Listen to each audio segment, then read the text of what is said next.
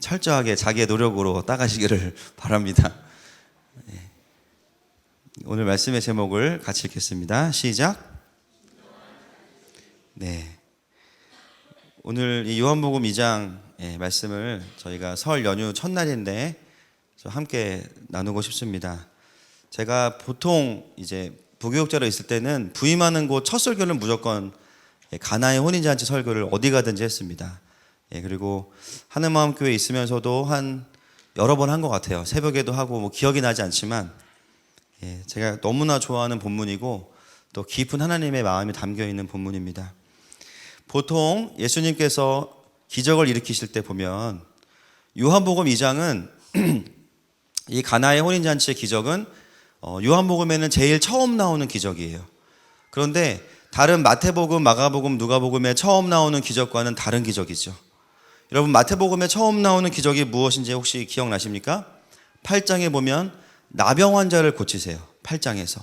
그 전까지는 팔복과 또 산상수훈이 쭉 이어지고 8장에서 나병 환자를 고치십니다. 그리고 마가복음에서는 1장에서 귀신 들린 자들을 고치시는 게 첫 번째 기적으로 제시가 됩니다. 누가복음은 4장에서 귀신 들린 사람을 고치시는 장면이 첫 번째 기적이죠.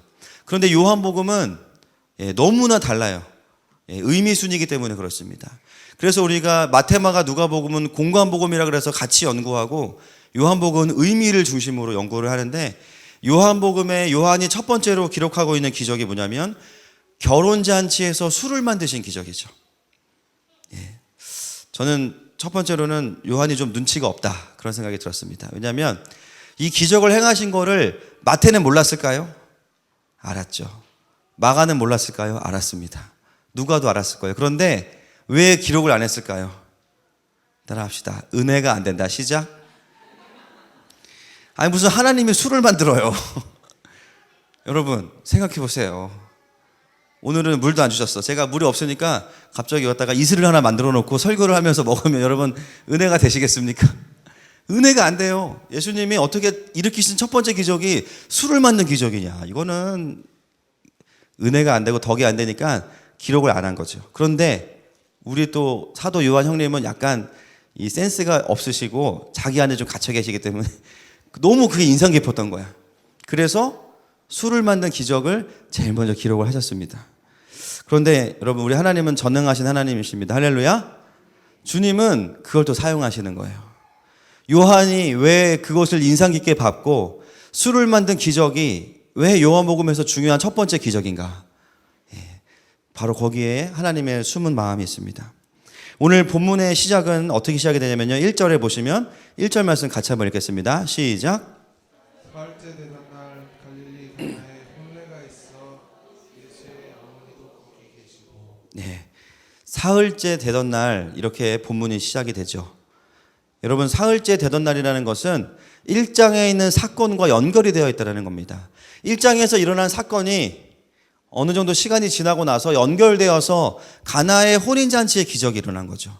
그러면 우리는 어디를 봐야 되냐면 1장을 봐야 됩니다. 여러분 1장을 이렇게 잠깐 째려보시면 무슨 내용이 나와 있습니까? 예수님께서 제자들을 부르시는 내용이 후반부에 나와 있어요. 그 중에 마지막에는 누구를 부르시죠? 우리 나집사님이랑 같은 성인 가지고 계시는데 나다나엘을 부르시잖아요. 나다나엘을 부르시는 장면이 바로 전문맥에 남아 있습니다. 여러분 제가 작년 상반기에 제자도를 설교하면서 우리가 잘 알고 있는 메이저 제자 말고 저는 이제 마이너를 좋아하니까 마이너 제자들을 설교한 기억이 나시죠? 내년에 한번 또 해도 될 것 같아요. 보니까 그대로. 그 중에 나다나엘이 있었어요. 분명히 있었어요. 찾아보세요. 나다나엘을 제가 설교하면서 예수님께서 나다나엘을 부르실 때 뭐라고 말씀하시면서 부르세요? 내가 너를 어디서 보았다? 무화과 나무 안에서 보았다. 근데 왜 무화과라고 제가 말씀을 드렸죠? 그 당시에 무화과는 나무 잎사귀가 굉장히 크기 때문에 유대의 랍비들이 개인적으로 큐티하고 기도할 때 어디에서 기도했습니까? 무화과 나무 아래에서 기도했죠. 예수님께서 나다나엘을 보면서 내가 너를 무화과 나무 아래에서 보았다라고 말씀하시는 것은 내가 차 타고 지나가다가 너가 거기 있는 거를 그냥 봤어. 이 개념이 아니라는 거예요. 뭡니까? 나다나엘이 아무도 보지 않는 무화과 나무 아래에서 주님을 부르고 하나님 아버지를 찾는 모습을 예수님이 보셨다라는 거죠. 예수님은 누구신 겁니까? 바로 하나님이신 겁니다. 그 말에 나다나엘이 완전히 마음이 확 꽂힌 거예요. 아, 이분이 하나님이시구나. 이분이 참으로 왕이시구나. 할렐루야. 그 고백을 하면서 나다나엘은 예수님의 제자가 되었다고 제가 작년에 설교를 드렸습니다. 은혜를 더 받으시는 것 같아요. 그때부터. 나다나엘의 마음이 열린 거예요. 왜냐하면 자기가 혼자 부르던 그 하나님이 자기를 불러주신 거죠. 그리고 나니까 예수님 뭐라고 말씀하시냐면 1장 51절 말씀을 같이 한번 읽겠습니다. 1장 51절 시작. 또 이르시되 진실로 진실로 너희에게 이르노니 하늘이 열리고 하나님의 사자들이 인자 위에 오르락 내리락 하는 것을 보리라 하시니라. 여러분, 예, 감사합니다. 예, 저희 교회가 이렇습니다. 예.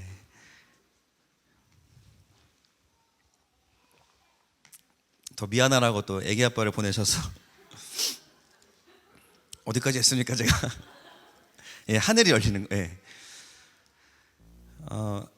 나다나엘을 말씀하시면서 예수님의 선언이 뭐였냐면 참 이스라엘 사람이다. 여러분, 이스라엘은 누구죠? 야곱이잖아요. 간사한 것이 없도다. 야곱은 속이는 사람인데 나다나엘은 정직한 사람이라는 거예요. 그러면서 51절에 나와있는 하늘이 열리고 하나님의 사자가 오르락 내리락 한다는 것은 자연스럽게 누구를 연상시키냐면 바로 야곱을 연상시키죠. 그러면서 바로 야곱이 열어놓은 그 하늘에 대한 이야기를 하고 있는 것입니다.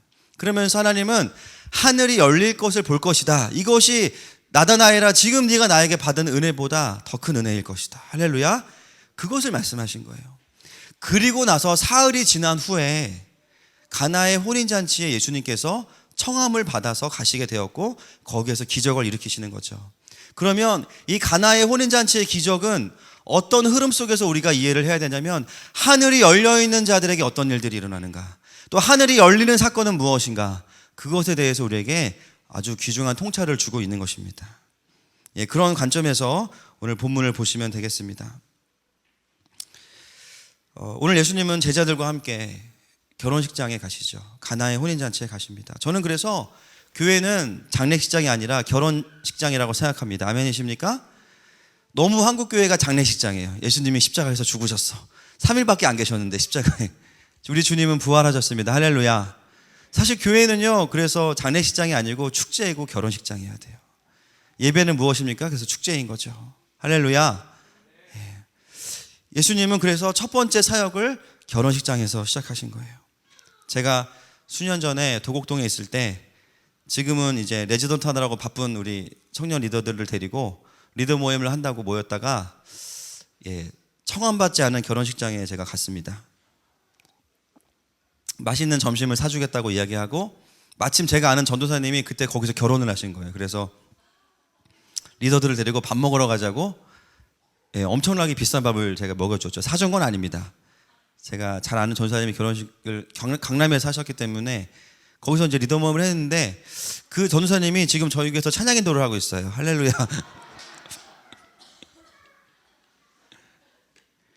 그때는 좀 미안했지만 생각해보니까는 다 주님이 부르시기 위해서 내가 강남 그 교회 위에서 너를 보았다 이렇게 말씀하시는 주님의 음성이었던 것 같아요. 그때는 저희 교회를 섬길 때가 아니었거든요. 그때 저희가 밥을 얻어먹은 것이 인연이 돼서 지금까지 코가 껴서 사역을 하고 있습니다. 저는 청함받지 않은 제자들을 데리고 결혼식장에 갔지만 우리 예수님은 제자들을 데리고 정식으로 초청을 받아서 이 가나의 혼인잔치에 가셨어요. 그런데 잔치에 가자마자 어떤 일이 벌어지냐면 포도주가 떨어지죠. 포도주가 떨어집니다. 여러분, 열심히 누구를 축하하기 위해서 결혼식장에 갔는데 뷔페 음식이 떨어졌어. 이래서 사진을 찍으면 안 돼. 그죠? 무조건 먼저 먹고 들어가야 되는데 오늘은 너무 친한 친구라 이제 얼굴을 남겨야 되니까 사진을 찍고 내가 갔더니 남아있는 거는 뭐밖에 없다. 김밥밖에 없는 거예요.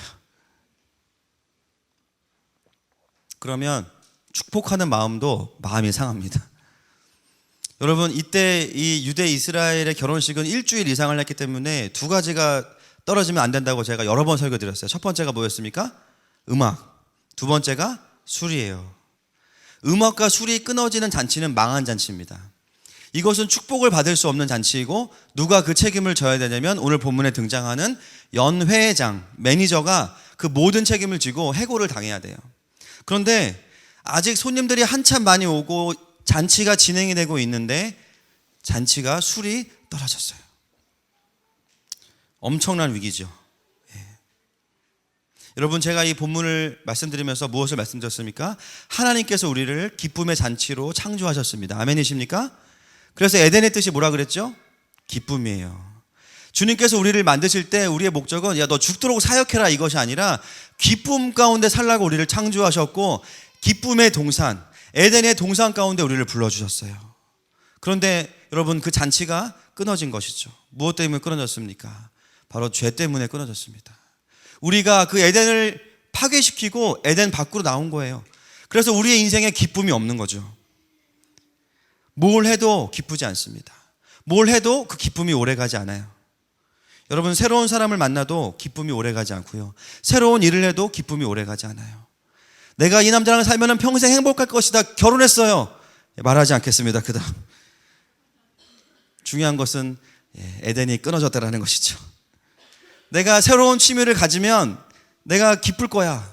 그때뿐이에요. 남자들은 가전제품을 바꾸면 한 달 동안은 굉장히 행복하지만 한 달이 지나면 또 다른 제품에 눈이 갑니다. 우리 아이들도 보면 새로운 장난감을 사주면 반나절도 못 가서 자기가 갖고 있지 않은 것을 가지고 있는 유겸형을 바라보면서 부러워하는 은율이를 보게 돼요. 근데 보니까 서로 도전해. 새로 아이템이 생기면 또 도전받고 또 도전받고 그 부담은 다 부모님들이 지고 있습니다. 이 세상에 어떤 것으로도 우리가 기쁠 수 없다는 거예요. 왜요? 우리의 잔치가 끊어졌기 때문입니다. 우리에게 포도주가 없기 때문이에요. 여러분, 이 포도주는 요한복음의 시작이자 끝입니다. 포도주로 시작된 요한복음은 성만찬으로 끝나죠. 여러분, 포도주가 의미하는 게 무엇이겠습니까? 이것은 예수님의 보혈을 상징하는 것입니다. 왜 예수님께서 유대인들이 쓰는 돌 항아리에 있는 물을 떠오라고 말씀하셨을까요? 그 물은 사람이 밖에 나갔다 들어오면 부정하게 되기 때문에 정결케 하는 물이에요. 근데 그 물이 예수님을 통해서 무엇이 되었냐면 포도주가 되었어요. 구약의 완성은 예수 그리스도이십니다. 할렐루야.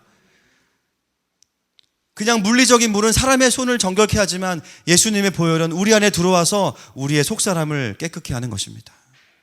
그래서 요한은, 바로 성령님은 요한을 통해서 가나의 혼인잔치의 기적을 제일 먼저 요한복음에 기록하게 하신 것이죠. 오늘 이 가나의 혼인잔치를 우리가 이해하면서 정말 중요한 질문은 뭐냐면, 우리의 인생에 끊어진 잔치를 어떻게 계속할 수 있을까? 여러분, 기쁘십니까?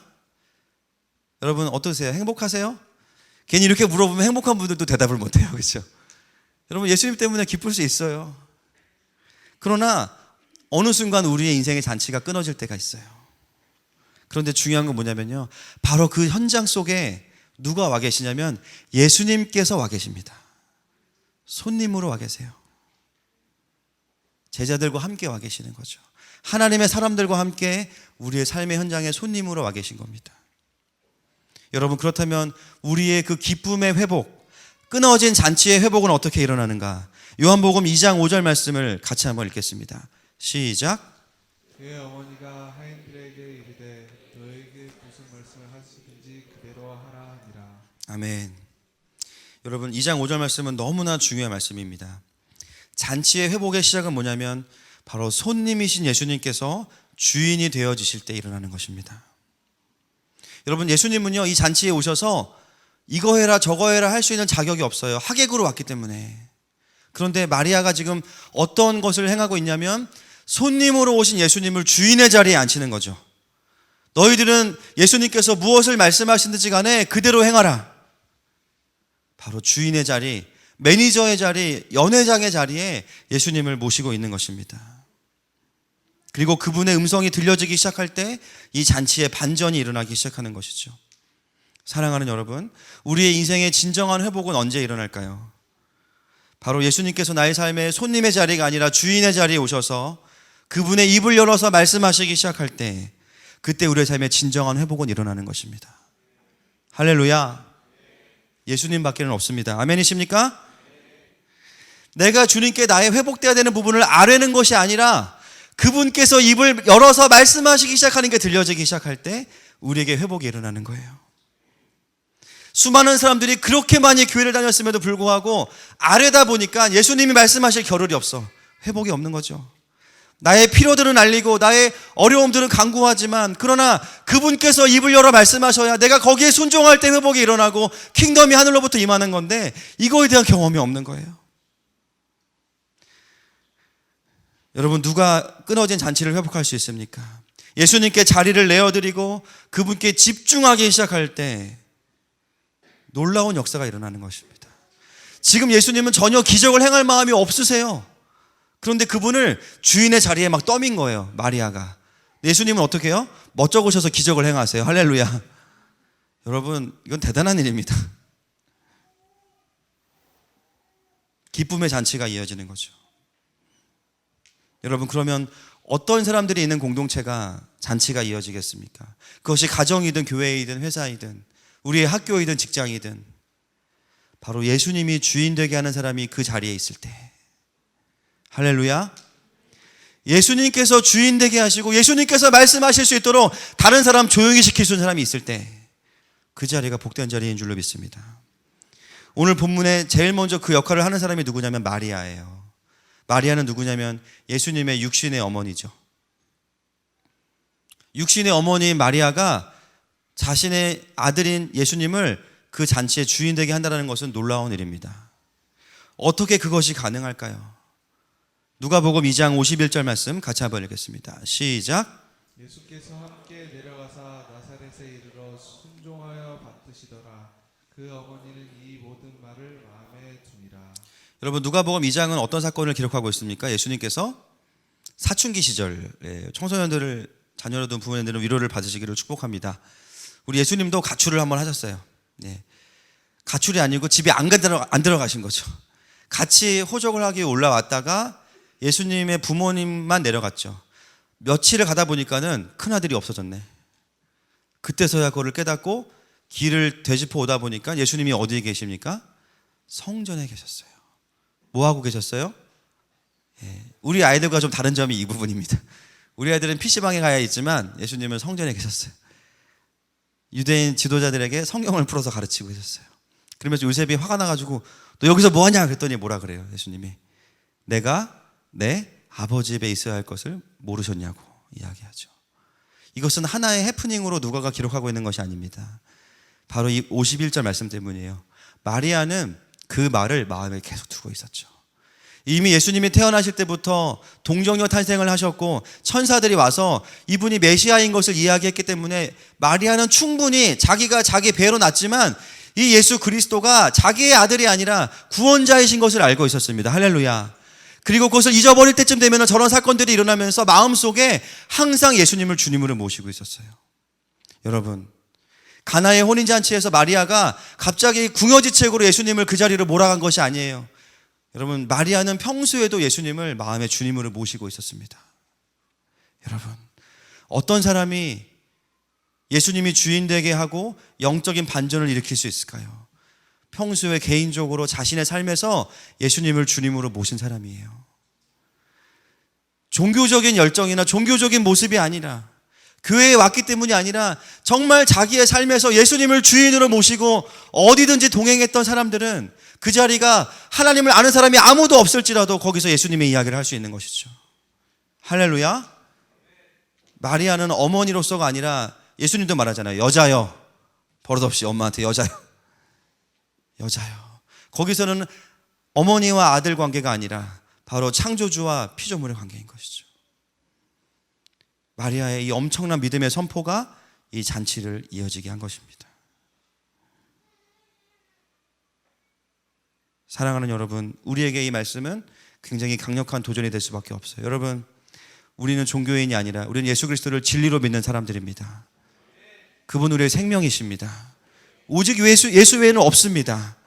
그렇다면 교회 안에서만이 아니라 우리가 평상시에 고백하는 그분을 예수님을 믿지 않는 남편에게 또 이제는 만나야 되는 우리 친척들에게 그대로 이야기할 수 있어야 되는 것이죠. 여러분, 우리가 그 선포가 있을 때 우리의 친척들 안에 영적인 반전이 일어나는 줄로 믿습니다. 아멘이십니까? 두 번째 나오는 그룹은 기다리고 순종하는 하인이었어요. 마리아가 그것을 선포했지만 이 하인들도 대단합니다. 마리아도 그렇다 치고 예수님도 그렇다 쳐요. 그런데 이 하인들은 뭐예요? 엄청난 믿음이 필요해요. 여러분, 우리 집에 누가 놀러 왔는데 먹을 음료수가 없어서 욕조에 있는 물을 떠다 주는 분 계십니까? 변기에 있는 물을 떠다 줄 수 있겠어요? 여러분, 유대인들의 정결 예식이 말이 거룩하지 손 씻는 물이에요. 먹는 물이 아니에요. 식수가 아니에요. 거기에는 방금 들어온 김 집사님이 손 씻었어요. 거기에는 먼지도 있고요, 부유물도 있어요. 근데 그 물을 떠서 하객이 아니고 연회장에게 갖다 주래요. 지금 술이 떨어져가지고 위기 가운데 마음에 분노가 있는 연회장에게 그 물을 떠서 갖다 주래요. 여러분, 하실 수 있겠습니까? 저는 못합니다. 그거를 주는 순간 해고. 요즘 취업도 어려운데 겨우 하나 자리에 맡아서 들어왔는데 바로 해고. 그런데 오늘 본문은 하인이 망설였거나 고민했거나 주저했다더라 이런 것들을 하나도 기록하지 않았죠. 그대로 순종하는 모습을 기록하고 있습니다. 이거는 보통 힘든 순종이 아닙니다. 그런데 놀라운 것은 뭐냐면 하나님은 그 하인의 순종도 받으셨다는 거예요. 아멘이십니까? 그가 떠서 갖다 주었을 때 언제 바뀌었는지는 몰라요. 제가 늘 하나님께 물어보자면 대답 안 해주시는 거 두 가지 중에 하나입니다. 또 한 가지는 뭐냐면 오병이어 사건. 언제 떡이 늘어났을까? 뛰고 나니까 늘었을까? 많은 걸 뛰게 하셨을까? 모르겠어요. 술도 언제 바뀌었는지 모르겠어요. 여러분, 술과 알코올은요 원소기호 자체가 달라요. 이 기적은 지금 일정 성분비 법칙을 어긋나고 있는 거예요. 이거는 화학적으로 말이 되지 않습니다. 이거는 창조주만 가능한 기적이죠. 언제 바뀌었는지 모르지만 성경은 성분이 바뀐 게 중요한 것이 아니라 그것이 왜 바뀌었는지가 나와 있는데 하인의 순종을 통해서 바뀌었다는 것이죠. 할렐루야. 여러분, 진짜 무서운 사람이 어떤 사람인지 아십니까? 하나님이 일하실 때까지 기다리는 사람들이에요. 이 하인과 같은 사람들이요. 아무 말 안 하고 주님이 말씀하시면 하고 하실 때까지 기다리는 사람들. 앞뒤가 없어요. 순종하는 거예요. 주님이 일하십니다. 할렐루야. 따라합시다. 순종이 능력이다. 우리의 능력은 우리의 은사가 아니라 순종이 우리의 능력인 것이죠. 우리가 순종할 때 하나님께서 일하시기 때문입니다. 우리가 순종할 때 하늘이 열리기 때문이에요. 할렐루야. 그러면 하나님의 킹덤이 와서 하나님이 다스리시는 거예요. 그래서 그리스도인의 삶은 두 가지입니다. 내 능력으로 살 것이냐 아니면 내가 순종해서 하나님의 능력으로 살 것이냐. 하나님께서 우리에게 주시기 원하시는 삶은 어떤 삶이겠습니까? 우리가 순종함으로 하늘의 능력을 경험하는 것인 줄로 믿습니다. 이 마리아와 하인의 동역을 통해서 오늘 이 잔치에 기적이 일어난 거죠. 요한복음 2장 9절과 10절에 보면 그 결과가 나와 있습니다. 같이 읽겠습니다. 시작.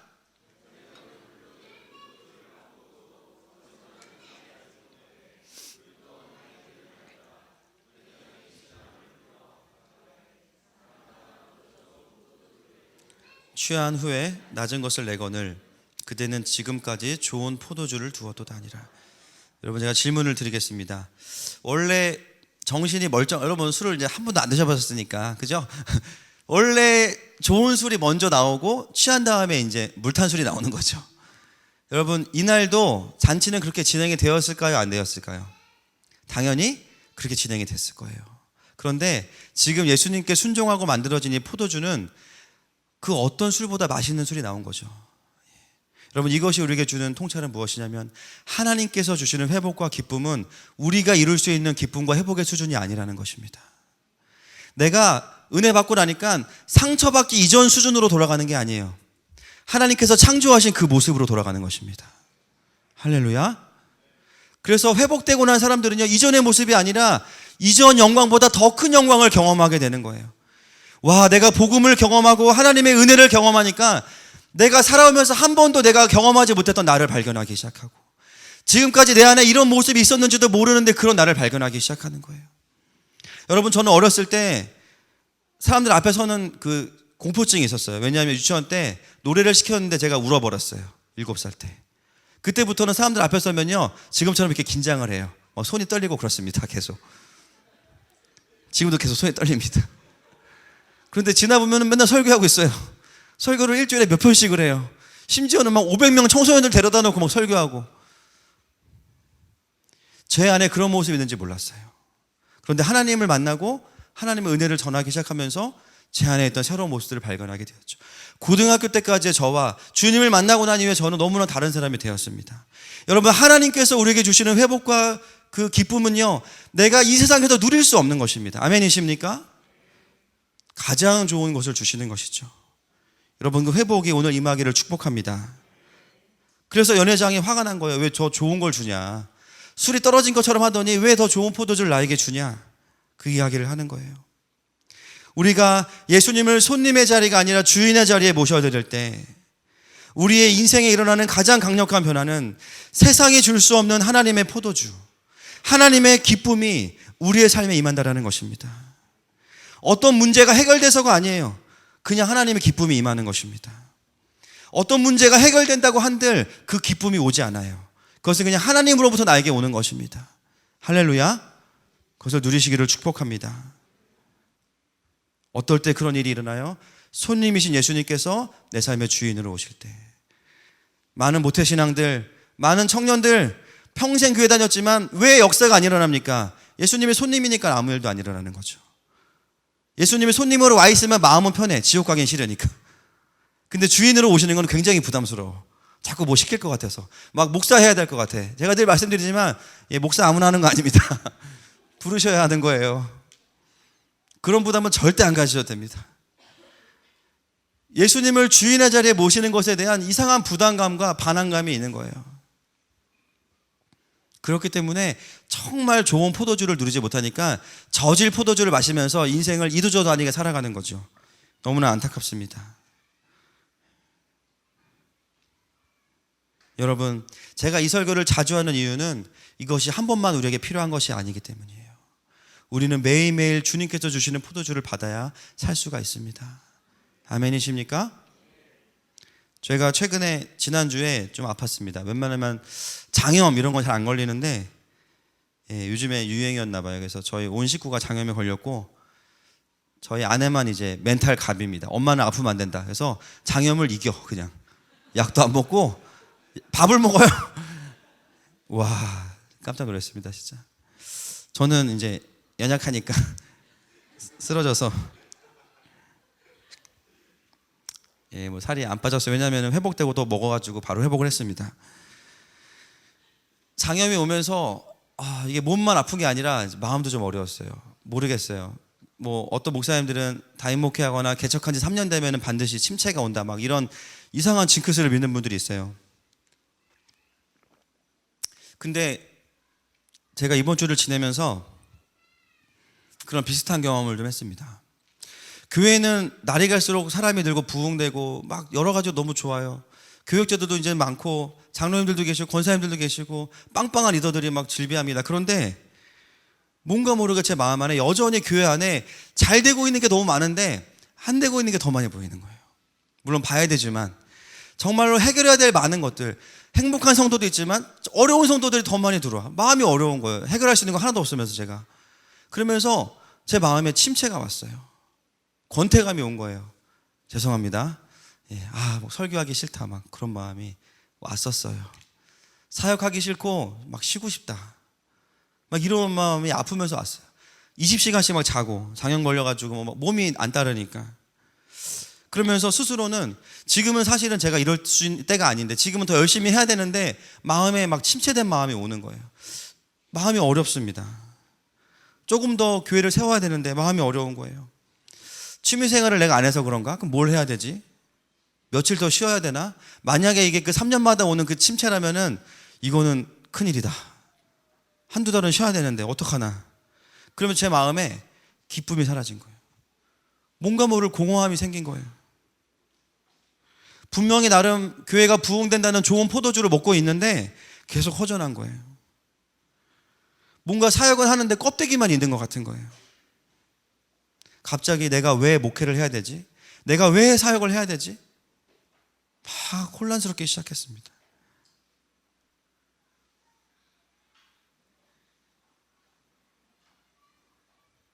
별로 하나님께도 나아가고 싶지 않았어요, 사실은. 죄송합니다. 너무 솔직해서. 기도도 안 됐어요.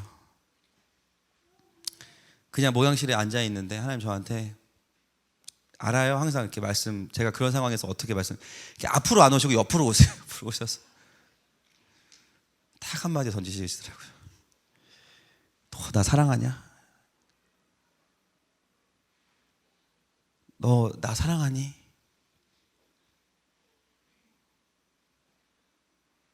진짜 네가 나 사랑하니?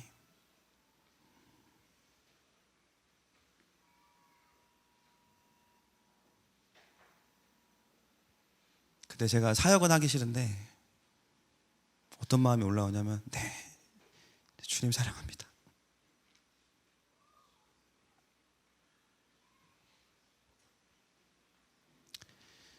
그거는 확실합니다. 주님 사랑해요.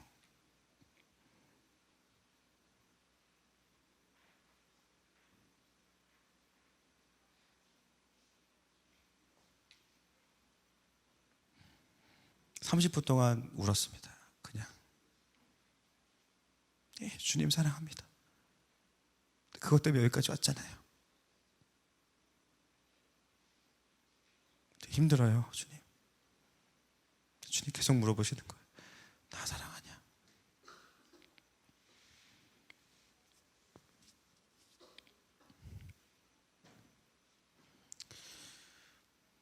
하나님, 저한테만 일하시지 말고 성도들한테 좀 일하셨으면 좋겠어요. 취업도 좀 시켜주시고 결혼도 좀 시켜주시고. 하나님 왜 이렇게 안 만나주시는 거예요? 쟤는 못하겠어요. 힘들어서. 내가 하나님도 아니고.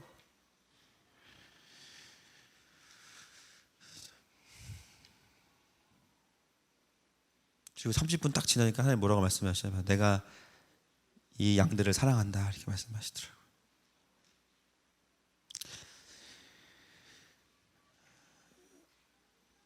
(3년) 만에 온 침체가 반나절 만에 끝났습니다. 그리고 금요설교로 올라갔는데 하나님의 은혜를 주시더라고요. 여러분, 죄송하지만 솔직하게 말씀드리면 목사인 저에게 필요한 게 예수님이에요. 목사인 저에게 필요한 게 하나님이고요. 목사인 저에게 필요한 게 하나님께서 주시는 포도주입니다.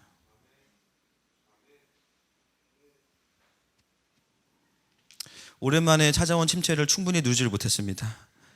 주님이 뭐가 이렇게 급하신지 주님이 가져가셨어요. 그냥 다시 눈물 몇 방울 흘리고 또 일어났어요. 여러분, 우리가 누구를 섬겨야 되는 이유, 우리가 하나님 나라를 위해 살아야 되는 이유는 다른 것이 아니라 우리가 주님을 사랑하기 때문입니다. 아멘이십니까? 그 은혜를 우리가 부인할 수 없기 때문이에요. 그 고백이 회복되고 나니까 공동체에 대한 긍휼함이 막 일어나는 거예요. 다시 또 달릴 수 있겠구나, 또 더 사랑할 수 있겠구나. 여러분, 올 한 해 하나님께서 우리 공동체에 이전과는 다른 새로운 포도주를 부으실 것입니다. 각자의 삶에 끊어진 잔치가 다 회복될 것입니다. 이전보다 더 회복될 것입니다. 모든 부서마다, 또 이 지역 가운데, 이 나라 가운데 하나님은 새로운 포도주를 붓기 원하세요. 저는 우리 교회가 이 하인과 같은 교회가 됐으면 좋겠어요. 안 유명해, 돈도 없어, 별로 크지도 않아. 근데 가는 곳마다 물이 포도주가 돼.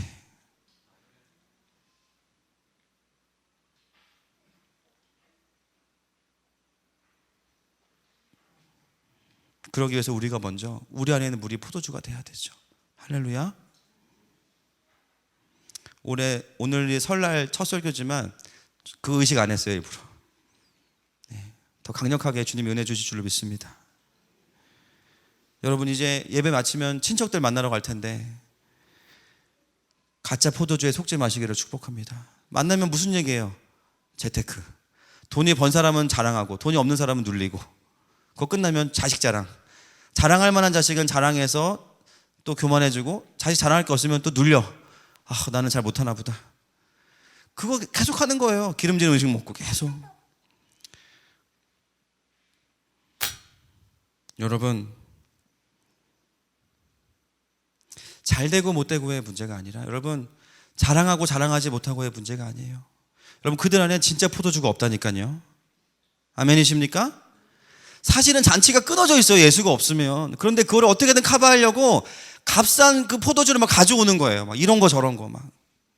근데 뭐예요? 그 마음속에 허전한 거죠. 할 얘기가 별로 없는 거예요. 근데 어떤 가정은 가난한데 모이면 하나님 얘기만 하는데 너무 행복해. 할렐루야. 하나님께서 이런 일을 하셨다 저런 일을 하셨다. 3일 내내 수련회를 하고 오는 가족이 있고, 어떤 가족은 세상 얘기만 죽어라 하다 보니까는요 설 마치면 영적인 침체가 오는 거예요. 아우 눌린다, 힘들다, 내가 잘못 살고 있나? 여러분 속지 말기를 축복합니다. 여러분 우리의 친척들에게 가족들에게 필요한 것은 복음입니다. 할렐루야. 그들의 삶에 예수님이 주인 되셔야 진짜 반전이 일어납니다. 그 반전을 일으킬 수 있는 저와 여러분 되시기를 축복합니다. 우리 같이 시간에 찬양했으면 좋겠습니다.